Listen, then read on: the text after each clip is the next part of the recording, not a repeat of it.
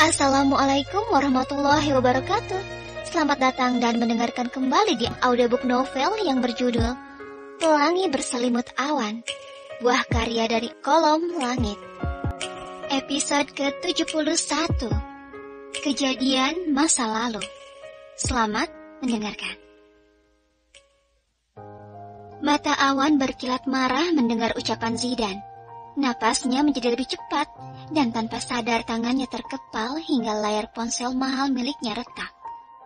"Jangan bercanda, Dek," ucapnya gemetar. Zidan merinding kala menyadari tatapan membunuh kakak iparnya. Mungkinkah mengatakan rahasia masa lalu kakaknya adalah sebuah kesalahan? Nyatanya, Zidan hanya ingin Awan lebih berhati-hati dalam menjaga kakaknya. "Maaf, Kak." Zidan menundukkan kepala. Awan benar-benar tidak akan percaya jika saja yang memberitahu bukanlah Zidan. Tetapi ia pun tahu seperti apa karakter adik iparnya, yang tidak akan mau berbohong demi apapun. "Jadi, kamu serius?" Zidan mengangguk dengan rasa bersalah yang tergambar jelas pada wajahnya. "Boleh Kakak tahu bagaimana kejadiannya?" Awan bertanya dengan menggertakkan gigi. "Aku akan ceritakan kalau Kakak bisa mengendalikan diri." Ucapan Zidan membuat Awan menarik napas dalam demi meredakan amarah yang semakin memuncak. "Kejadiannya 5 tahun lalu. Artinya Pelangi masih 18 tahun. Semakin geram saja Awan memikirkan istrinya yang kala itu masih remaja, hendak dilecehkan Guntur yang sudah terbilang pria dewasa. "Iya, Kak," jawabnya. "Waktu itu Kak Pelangi bawa kue ke rumah Om Demir. Ternyata Kak Guntur sendirian di rumah. Mungkin Kak Guntur sedang kumat. Kebetulan sudah lama suka sama Kak Pelangi." "Bangsat." Ponsel yang digenggam Awan terjatuh begitu saja di lantai. "Istighfar, Kak. Aku tahu perasaan Kak Awan. Sebagai adik yang harus menjaga kakak perempuannya, aku juga merasakan hal yang sama." "Astagfirullah." Mata Awan terpejam rapat, lalu menjadi memerah saat ia membukanya. Jika saja Guntur ada di hadapannya sekarang, entah apa yang akan dilakukannya kepada pria itu. "Gimana cara Pelangi selamat?" tanya Awan setelah dapat menguasai perasaannya kembali. "Alhamdulillah, waktu itu Kak Pelangi sempat teriak. Kebetulan aku baru pulang dan mendengarnya. Karena pintu rumahnya dikunci, aku manjat ke balkon dan menolong Kak Pelangi." "Dan bagaimana tindakan ayah?"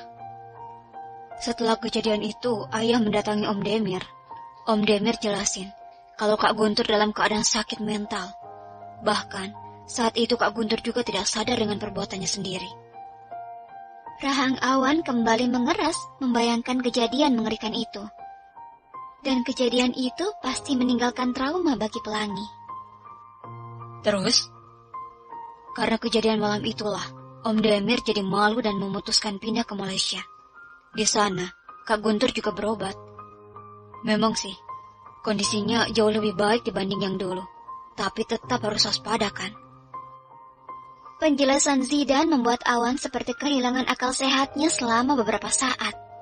Bahkan, ia masih tak percaya ayah Ahmad dapat bersikap baik terhadap Guntur setelah apa yang dilakukannya kepada Pelangi. "Tapi waktu itu, dia datang disambut baik sama ayah. Malah dia datang untuk melamar Pelangi." "Menghadapi Kak Guntur tidak bisa dengan kekerasan, Kak. Makanya, ayah masih berusaha bersikap baik. Sebenarnya, niat Kak Guntur untuk melamar Kak Pelangi sudah diketahui ayah sebelumnya. Ayah juga sempat jatuh sakit karena memikirkan itu. Tapi, beberapa hari kemudian, Om Ferry datang lebih dulu melamar Kak Pelangi untuk anaknya. Melalui sholat istighoroh, ayah yakin untuk menerima walaupun tidak mengenal seperti apa calonnya. Waktu itu, ayah tidak tahu kalau kakak pemabuk dan bukan laki-laki baik." Zidan tersenyum. "Disitulah kuasanya Allah, Kak. Allah menutupi aib kakak untuk dipertemukan dengan Kak Pelangi." Sepenuh hati Awan membenarkan semua ucapan Zidan.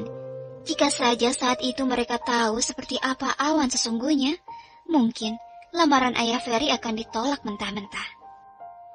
"Terima kasih, Dek. sudah menceritakan ini. Awan tahu, bukan hal mudah bagi Zidan untuk menceritakan luka masa lalu keluarganya. Terlebih tentang pelangi. Maaf Kak, sebenarnya ini aib yang harus ditutupi. Tapi aku rasa Kak Awan sebagai suami harus tahu, supaya bisa lebih berhati-hati lagi. Kak Awan pasti tahu kan, bagaimana takutnya Kak Pelangi setiap bertemu Kak Guntur. Astagfirullah, kok gue baru sadar. Pantas Pelangi selalu gugup kalau ketemu si Guntur. Gue pikir karena dia malu-malu. Bukan hal mudah bagi Awan untuk bersikap tenang setelah mendengar cerita Zidan pagi tadi. Sepanjang hari ini, ia tak dapat bekerja dengan baik. Amarah yang melingkupi dirinya seperti gunung Merapi yang meletup-letup dan siap memuntahkan magmanya. Jika tidak teringat peringatan Zidan untuk selalu menahan diri, Awan pasti sudah mencari Guntur dan menghajarnya habis-habisan. Tak peduli dengan hukuman yang akan dijatuhkan padanya. Beruntung hari ini, Guntur tak memunculkan batang hidungnya di kantor setelah pertemuan di lobi tadi pagi. Mentari mulai bersembunyi di ufuk barat, meninggalkan cahaya kemerahan di langit. Bumi pun perlahan diselimuti kegelapan. Hanya lampu-lampu dengan cahaya berpendar yang menjadi penerang. Awan menarik sudut bibirnya saat menatap buket mawar putih di kursi sebelahnya. Dalam perjalanan pulang ke rumah, ia menyempatkan diri untuk mampir ke sebuah toko bunga. Sebuah kotak perhiasan juga ada di sana sebagai pelengkap. Awan pikir harus menebus kesalahannya. Hati kecilnya cukup peka bahwa Pelangi pasti sakit hati dengan kalung yang ia temukan semalam. Bismillah, semoga ini bisa meluluhkan Pelangi. Pajero sport yang dikemudikan Awan memasuki gerbang rumah. Jika biasanya saat pulang akan ada Pelangi yang menyambut di ambang pintu dengan senyum teduhnya. Namun kini wanita itu tidak terlihat. Assalamualaikum. Sayang, kamu di mana? Ucap Awan dengan kedua tangan tertekuk ke belakang punggung, menyembunyikan kejutan yang akan ia persembahkan untuk sang istri. Setibanya di kamar, pria itu melongokkan kepala di antara celah pintu. Tampak Pelangi sedang menjalankan sholat. Awan tersenyum menatapnya. Hal itulah yang membuatnya semakin jatuh hati pada Pelangi di setiap harinya. Laki-laki mana yang tidak menginginkan Pelangi? Dia cantik, hatinya lembut dan solihah. Hobi sudah pulang? Ucap Pelangi sesaat setelah selesai sholat dan mendapati suaminya tengah duduk di tempat tidur. Iya sayang, barusan. Pelangi melepas mukena dan menyambut sang suami dengan mencium punggung tangannya. Seperti biasa, Awan akan mencium kening, kemudian menarik tubuh wanita itu ke dalam pelukannya. Aku minta maaf. Pelangi mendongakkan kepala demi menatap wajah suaminya. Minta maaf kenapa? Soal semalam. Aku pikir masalah itu sudah selesai.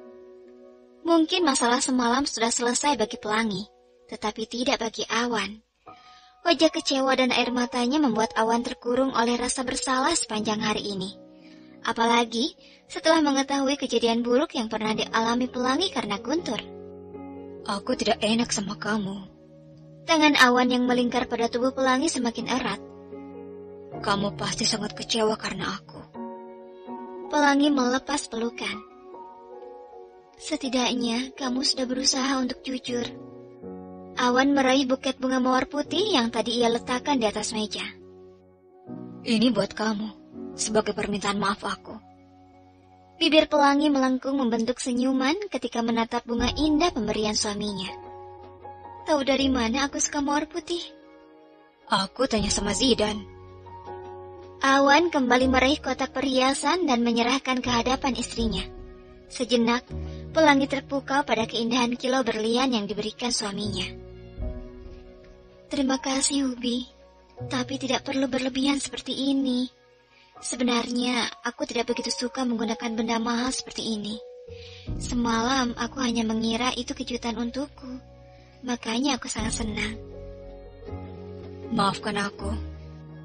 Di saat kamu tahu semua tentang aku, sebaliknya aku malah tidak tahu apapun tentang kamu. Bahkan aku baru tahu kalau kamu suka bunga mawar putih. Tidak apa-apa, Hubi. Aku tidak akan kecewa dalam waktu yang lama, hanya karena hal-hal kecil seperti itu. Kecuali saat kamu menyembunyikan sesuatu dari aku. Memang apa yang bisa aku sembunyikan dari kamu? Yakin tidak ada. Dua pasang mata itu saling bertemu dan larut dalam tatapan yang dalam. Mata pelangi yang mendadak dipenuhi cairan bening membuat Awan meyakini ada sesuatu yang sedang dipendam istrinya. Apa maksud kamu, Oni? Pelangi terdiam sejenak. Ia bisa saja langsung menanyakan tentang rencana kepergian suaminya keluar kota yang juga melibatkan Priska. Tetapi dalam lubuk hatinya berharap suaminya sendirilah yang memberitahu tanpa menyembunyikan apapun. Meskipun ia berusaha untuk tetap berbaik sangka kepada sang suami, namun bukankah sebuah pernikahan itu memang harus dilandasi kejujuran? Apa Hubi tidak merasa sedang menyembunyikan sesuatu dari aku? Sebuah pertanyaan yang berhasil menciptakan kerutan di kening Awan. Ini adalah kali pertama Pelangi seperti meragukan dirinya. Kesal, Awan menarik tubuh Pelangi hingga tubuh mereka terhempas ke tempat tidur. Ia merangkap tubuh kecil itu dengan tatapan mengujam. Kamu tidak percaya sama aku? Bersambung. Terima kasih sudah mendengarkan. Mohon maaf jika ada salah kata yang dah berucapkan. Sampai jumpa lagi di episode selanjutnya. Wassalamualaikum warahmatullahi wabarakatuh.